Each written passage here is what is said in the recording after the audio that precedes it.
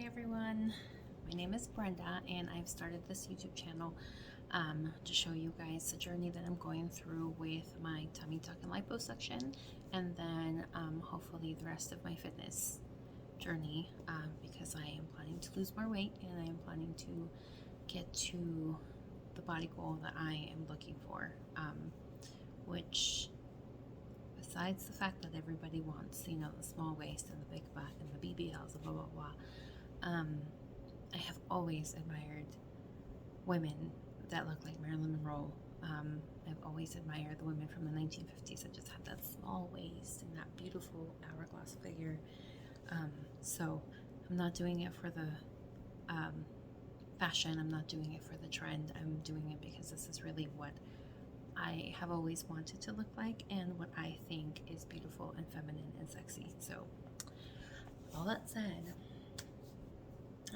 this video is going to be about advice for you if you're planning to get a tummy tuck and liposuction, which is called abdominoplasty. So I would suggest for you to do a lot of preparation the week before, maybe 2 weeks before. You obviously should have already done your research with your doctor. Your doctor should have already gone through all of the things that you need. They should have already sent the prescriptions into your pharmacy. You should have already picked them up. And just make sure that whatever doctor you go with, they specialize on the thing that you are trying to get done. So my doctor is known for breast augmentations and he is known for tummy tucks. That is what he is known for. He does a very good job at them. He does them consistently every single week. He's not known for doing those jobs. He's not known for doing reconstructive surgery, even though he does say that. Most of the people that he does, most of the things, most of the surgeries that he does are not to do with the face, really. They're mainly for tummy tucks, liposuction, and breast augmentation. My doctor does not do any derriere stuff. So just letting you know, you should already know what your doctor is known for, and hopefully you're going for a doctor that is doing what you want them to do, and that's what they specialize in. So anyway, my advice to you would be that the week before you go to appointments that you believe that you need to get done. So an example is I had a molar that was really bothering me, and so I was kind of waiting it out because it was starting to hurt me, but I was like, I don't know, maybe, you know, surgery's coming, so I'll just wait. And I actually went in and I got it pulled. And when I went in to get it pulled, the dentist told me, you know, what you did was actually really good, because had you waited and been post-surgery, I would have not been able to do anything, whether you were hurting or not. You would have just had to wait it out, and then it probably would have become a worse problem because we would have to have done a root canal. And so anything that is bothering you right now, just think about it, take it into consideration, go get it checked, go figure it out. If you have a path that you're like, I'm not sure, I'll just, maybe next week, maybe, you know, in the next couple months after just do it now. Get it done, get it over with. Do all those appointments. I would suggest that if you are dealing with back pain, go to a chiropractor now, because you're going to be using your back a lot. You're going to be hunched over for the first couple of weeks. You're not going to be able to stand up straight. So take that into consideration. Go to your chiropractor, I would say maybe 3 days before you go into your surgery. I went a day before, and I don't think that was a good idea because I had a lot of soreness that continued. So, but I just figured the pain meds would help, and they did, but I just think you should give yourself a little bit more time. Also, the second thing is prepare your home for your absence. So prepare your home as if you were not going to be here, because you're basically not there. You're going to be laying down most of the time. You're going to probably get up here and there to get some water. The first week is the toughest week. So the first week, you're probably not going to be able to get up very much. So have some prepped meals if you can. Have some stuff in the freezer that you can take out.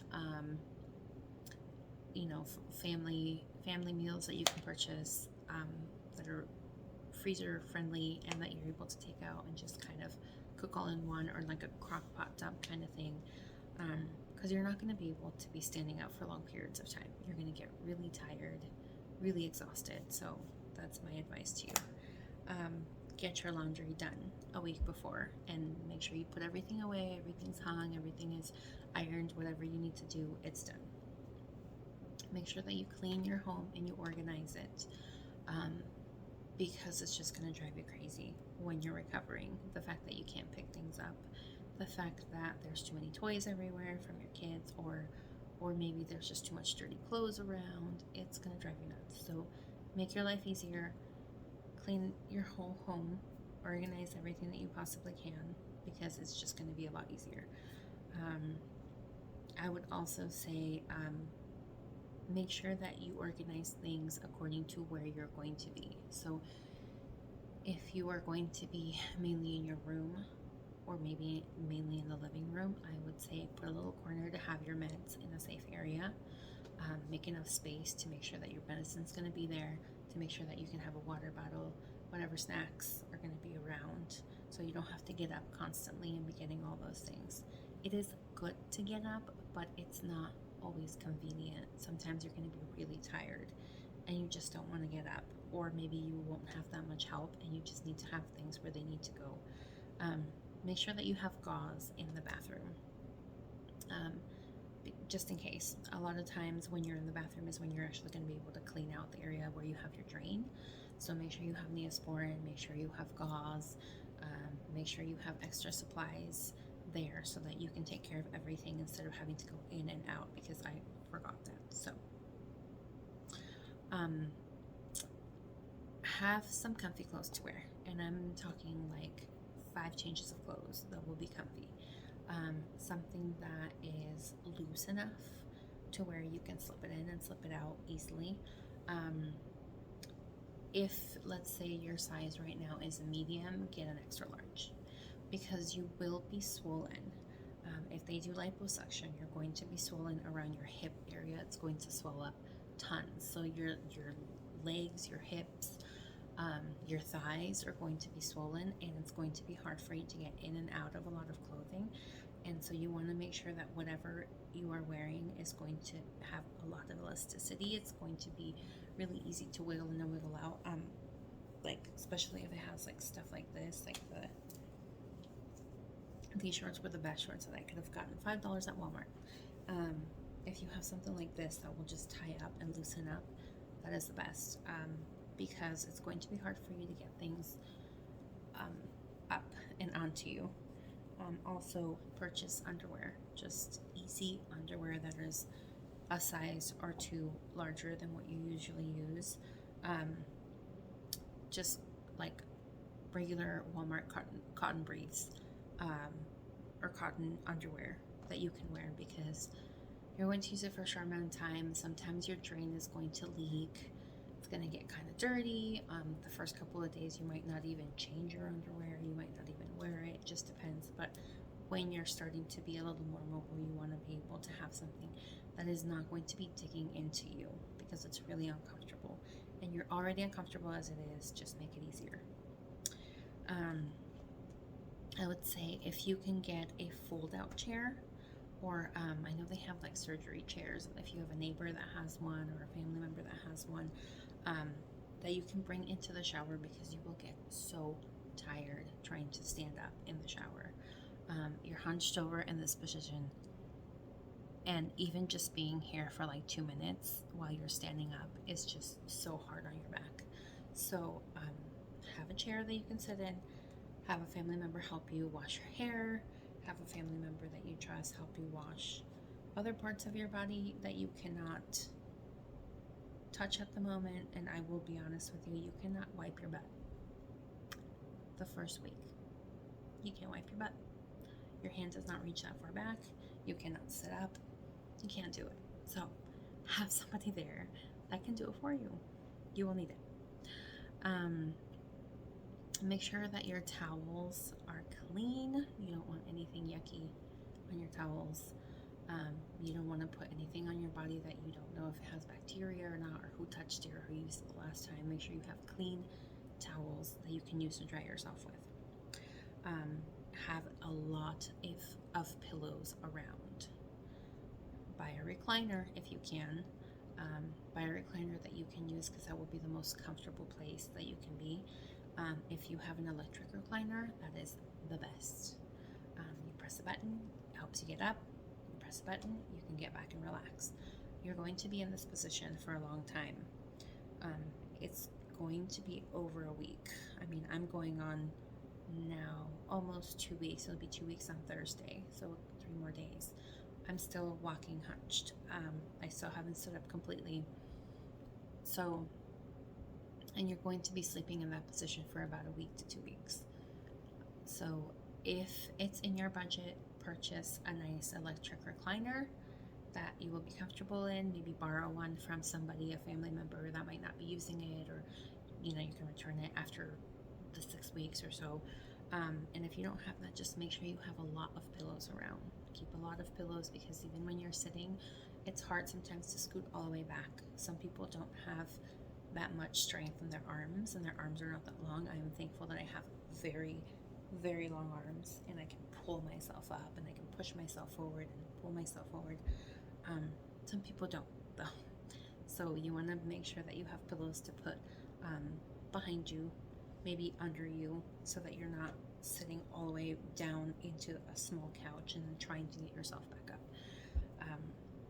That's something that I really needed consistently. Obviously, when you grocery shop, have healthy food around. Maybe stay with a relative that can cook for you and that will cook you healthy meals. I stayed with my mom for the first week, and it was wonderful. She cooked me a lot of really good food. The majority of it was healthy. She had a lot of fruit for me. She had papaya, which was really helpful because constipation is something that can happen because you are taking narco or hydrocodone, and so you can get really constipated because of that. I stopped taking it the 3rd day because I was worried about the constipation. I had heard that other women will last like up to 5 days and sometimes end up throwing up because their stomach is just not letting them go, and that terrified me because sneezing, coughing, laughing hurt. It really hurt deep inside my stomach, so I didn't want to have to throw up at all. So I stopped taking it the 3rd week. But you want to have healthy food. I would say have papaya, cantaloupe, watermelon, anything that's going to get your electrolytes up, anything that's going to help you go to the bathroom, anything that is going to help you just recover quickly. I ate a lot of Jell-O at the beginning because I wanted to make sure that I had enough collagen, that I was producing enough collagen to help with the respiration, and anything that has protein is going to help you really recover quickly because you need protein to recover. Make sure that you have snacks close to you. So if you're staying on the couch in the living room, make sure that you have an area where you have your snacks, and make sure that your snacks are healthy, not just chips, not soda, none of that stuff. Try to drink as much water as you possibly can to get everything out of your lymphatic system, because you don't want to keep everything in there. You won't feel good. You can also prep healthy food to have around, so that whenever you are recovering and maybe you're at home and you don't have somebody that's able to help you like that, at least you have healthy meals that you can cook. I already talked about the cheap undies. It'll make things a million times better. Anything that does not dig into your skin is going to feel amazing. So okay, the other part of this is meds. So make sure that you have all of your medications a week ahead of time. Make sure that they are the right medications, and what I did is I labeled mine. So when my doctor gave me the medication, he did not specify what it was for. He just put how often to use it. So what I did is I went online, I went on Google, and I researched what every medication was for, and then I wrote it on there so that I knew what the medication was for, and I wasn't just like, oh, I think this is the one for this, I think this is the one for that. I just wrote on there, okay, this one's for swelling, okay, this one's for nerve pain, this one's for regular pain, this is the antibiotic. That way I knew and was able to keep up with everything. And then I also wrote down on a piece of paper at what time I took what, so that I was able to remember and not take double doses of anything, because I have a really bad memory, so that helped. Make sure that you purchase a probiotic. My probiotic is, I will get it right now, Store. So this is the probiotic that my doctor prescribed to me. It's supposed to be a very good probiotic. It actually thrives even when you're using antibiotic. So that's good for your gut health. It's going to keep everything in check. It's going to keep you feeling good and recovering quickly. So drink a lot of water. Drink water with electrolytes if you can, to keep yourself hydrated. If you don't want to keep going to the bathroom, that's the best other option that you can do. Just drink water with electrolytes to help you stay hydrated. Also, there is arnica tea that I was drinking for a while. Arnica tea really helps to cleanse your body, and it helps cleanse your lymphatic system. So that was something that was recommended by a lot of people, and so I took it for a while, and it seemed to work really well. I stopped taking it because I left it at my mom's, and also it's summer and I don't want to be drinking hot tea, like, Lord Jesus. A green diet. Try to have a green diet before your surgery. So try to eat a lot of greens, try to have a lot of fiber before your surgery, so that it makes it easier on your stomach. If you're eating yucky, greasy food before you have your surgery, and then you're taking the narco, it's going to make it a lot harder on your digestive system, and you're not going to be able to go to the bathroom, and that causes a lot of issues. So make sure that you're eating healthy the days prior. It doesn't have to be a week. It can be a couple of days prior. Make sure that you're having some salads, that you're having some greens, that you're eating some protein. Just make sure that the fiber is in your diet. Greens, mainly greens, need to be in your diet.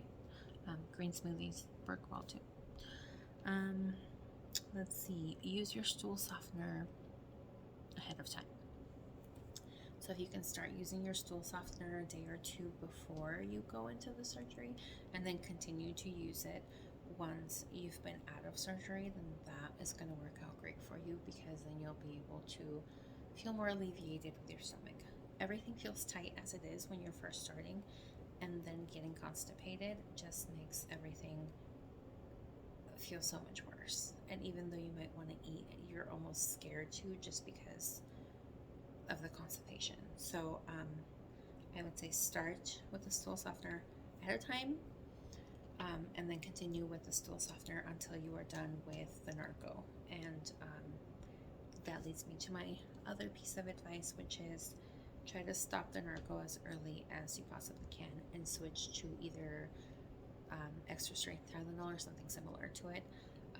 My doctor did not want me to take anything with ibuprofen, because that causes your blood to thin, and that is another issue, because then you can't heal your scars, because then you're constantly bleeding, and that's just not good for you. So try to stop narco as soon as you can. It'll be better for you. If you're really in a lot of pain, then I understand. However, just try as much as you can. Also, it is really good to move around. I suggest that you move around. Make sure that you're moving your feet whenever you have them up. Make sure that you are moving your feet up and down, around. That'll steer away any blood clots that can form. Also, make sure that you're getting up, to go to the bathroom, to get some water. Don't overdo it. Do enough to where you're comfortable, and then once you start feeling like your back really hurts, like you're really exhausted, that's your body telling you, hey, just slow down. So don't overdo it, but obviously move around. And then the last piece of advice I would say is you need to give people realistic expectations of what is going to happen. So if you're staying with your spouse, you might have to tell them, like, hey, this is how much time it's going to take me to recover. I'm probably not going to be able to do cooking, cleaning, whatever. Give it a list. I can't do cooking, I can't do cleaning, I can't stand up for this long, I can't pull more than 10 pounds, pull, push, whatever. This is what I can't do. So therefore, these responsibilities are going to fall on you for that time. It's only going to be most likely about 2 weeks or so until you're able to really get yourself to move in a regular flow. So have realistic expectations for yourself. Give the people around you realistic expectations of what you can and can't do, so that you're able to help them and then they're able to help you. So that being said, that's it. Those are all pieces of advice that I have if you're planning to get a tummy tuck and liposuction. Take care of yourselves, and I'll see you next time.